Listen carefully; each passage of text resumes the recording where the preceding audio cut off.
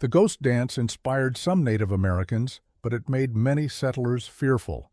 Officials in Washington were informed that Native Americans are dancing in the snow and are wild and crazy. The American government proclaimed, "We need protection, and we need it now." The leaders should be arrested and confined at some military post until the matter is quieted, and this should be done now. Finally, in November 1890, American officials made a move to ban the ghost dance in Dakota Territory. When the dances continued, troops were called into the area. The military was sure that trouble was brewing, suspecting that the great Sioux leader, Sitting Bull, might be the one to lead a rebellion. What was the reason behind the decision of the American government officials? Was it an act of intimidation? Was it an act of denying individuals their freedom of traditional and cultural rights? Let's see what must have led to the reason why so many cultures of these native tribes were banned by the American government. Dance still occupies an important position within many Indian groups that continue to practice the old religions and dances vital to their way of life. Because many dances and songs have spiritual and supernatural sources, they retain their original significance and value. These traditional dances, often tied to seasonal or life cycle events, are regionally or tribally specific. The singers usually perform in native languages, and the ceremonies unfold according to ancient calendars and belief systems. Few traditional dances offer individual freedom of expression. In addition to public dances, there are private and semi-public dances for curing, prayer, initiation, storytelling, performing magic, playing games, courting, hunting, and influencing nature. In performing these songs, dances, and rituals, the Indians of today reaffirm their ties to a living culture. Trailers were worn with traditional dance outfits which add a graceful dimension to the gliding motions of the straight dancer. It is worn by slipping a belt through a tube made by folding over and sewing the top few inches of the dance trailer. Fastened around the waist at the back, the trailer hangs down to within about 4 inches of the ground. Additional decorative elements using beads, feathers, metal fringe, brass sequins, and buttons were often added to enhance the overall effect. Many American Indian dancers attach bells or other tinkling objects to their dance regalia. These objects are set into motion when the dancer moves, adding another layer of sound to the performance. Amidst this cultural and traditional rites, Native Americans and settlers saw much bloodshed over the centuries. More than lives were lost. Native Americans lost homelands their families had lived on for hundreds of years. Their parents and ancestors were buried on lands they could no longer visit. Those lands were the life source for all their worldly needs. The reservations they were forced to live on were often barren and inhospitable. On the Plains reservations, insects and drought prevented Native Americans from growing gardens. Treaties promised subsistence, just enough food to survive, but many times the promises were not honored. Sometimes Native Americans received only half of the food they needed to survive. They were faced with hunger and even death. By the 1880s, in spite of increased resistance and significant military victories, most Native Americans felt conquered and in despair. Many were ready to hear any message of hope that could be given. That message came first as a whisper and then as a great shout from a Paiute leader in the Great Basin, Wovoka, called Jack Wilson by settlers. Traditional Native American cultures valued spirituality. Native Americans relied on a Great Spirit to speak to them through signs and symbols, even dreams and visions. On New Year's Day in 1889, Wovoka claimed to have had such a vision. "I went up to heaven and saw God and all the people who had died a long time ago. God told me to come back and tell my people they must be good and love one another, and not fight or steal or lie. He gave me this dance to give to my people." Wovoka became a spiritual leader. Wovoka claimed that in his vision he saw all his dead ancestors engaged in their old-time sports and occupations, all happy and forever young. He claimed that the dance he had seen in his vision would bring dead and living Native Americans together in their old homelands. The bison would return as well. The settlers would go back to the land where the sun rose. The dance he spoke about came to be called the Ghost Dance. In order for these visions to come true, though, Wovoka told his people they must live quietly and honestly.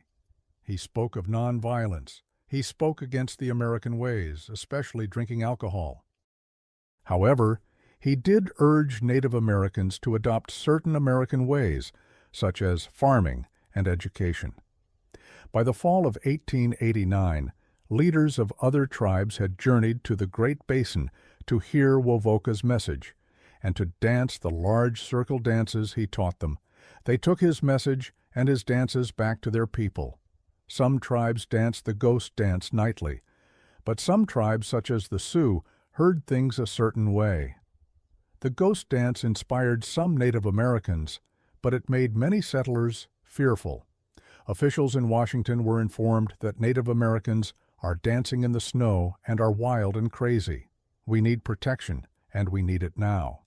The leaders should be arrested and confined at some military post until the matter is quieted, and this should be done now. Finally, in November 1890, American officials banned the ghost dance in Dakota Territory. When the dances continued, troops were called into the area. The military was sure that trouble was brewing. Suspecting that the great Sioux leader Sitting Bull might be the one to lead a rebellion, the Bureau of Indian Affairs agent at the Standing Rock Reservation wrote, "Sitting Bull is the chief mischief maker, and if he were not here, this craze so general among the Native Americans would never have gotten a foothold at this agency." Orders for Sitting Bull's arrest came. Police representing the Bureau of Indian Affairs tried to arrest the former leader, but his followers tried to protect him. A fight broke out, and Sitting Bull was killed. Bigfoot, Sitting Bull's half-brother, was next on the soldiers' arrest list. When Bigfoot heard of his half-brother's death, he fled with a group south to the Pine Ridge Reservation. Many of Sitting Bull's followers fled to join Chief Bigfoot, who was a leader of the ghost dancers. On December 28, 1890, a group of about 500 soldiers caught up with Bigfoot's group of 106 warriors and about 250 women and children. Bigfoot was persuaded to lead his people to Wounded Knee Creek. There they would be disarmed before proceeding to the Pine Ridge Reservation. The next morning, December 29th, soldiers under the direction of General Nelson A. Miles entered Bigfoot's camp to gather all firearms.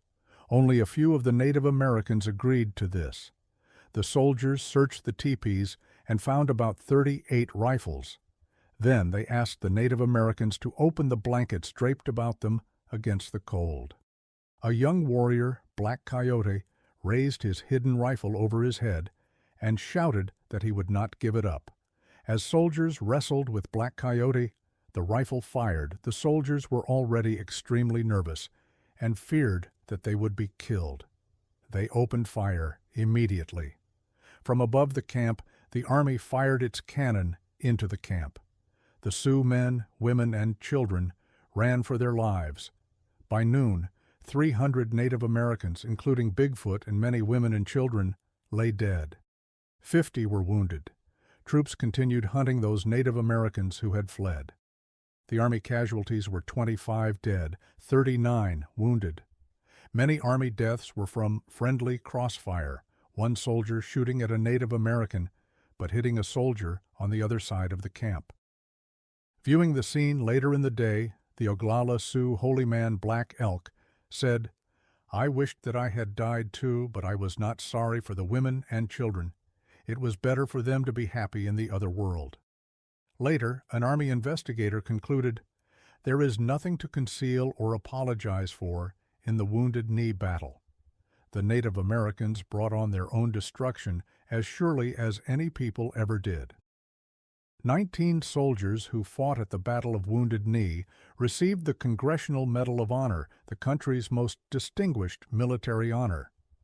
Scattered fighting between U.S. forces and the Native Americans continued, but the Battle of Wounded Knee stopped the ghost, the dance. So, friends, as we have reflect on the powerful legacy of the ghost dance, we remember a moment in history when hope and resilience intertwined. The dance, born from Wovoka's vision, symbolized a longing for renewal and unity among Native American communities. Though it faced tragic consequences at Wounded Knee, its message remains profound, a testament to the enduring spirit of those who sought peace and restoration in a time of great turmoil. However, do you think these amazing rituals and traditions of these wonderful tribes shouldn't have been abolished? Kindly share your thoughts in the comments box. Thank you for joining us on this journey through history. Do not forget to like, share, and subscribe to keep us stronger. Thank you.